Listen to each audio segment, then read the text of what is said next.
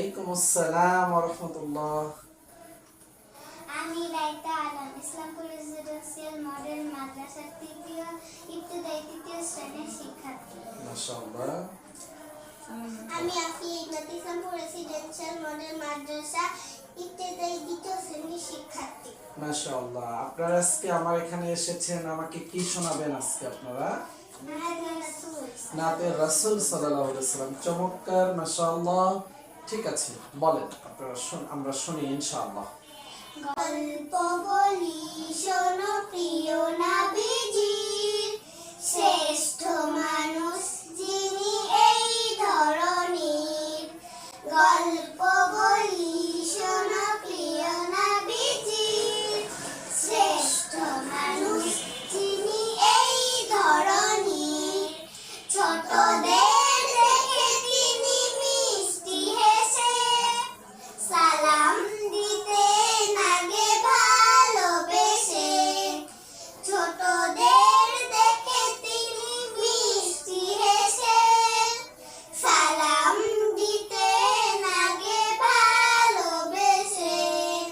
চোখ দুটো ছিল তার শান্তির নীর, চোখ দুটো ছিল তার শান্তির নীর। পরম ঠিকানা যেন গরিব দুঃখীর।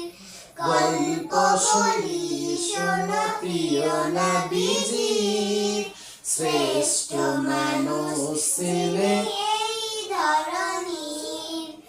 গল্প বলি শোনো প্রিয় নবীজির, শ্রেষ্ঠ মানুষ যিনি এই ধরনীর। যাদের ছিল না কোনো সহায় স্বজন, তাদের ছিলেন তিনি বড় আপন।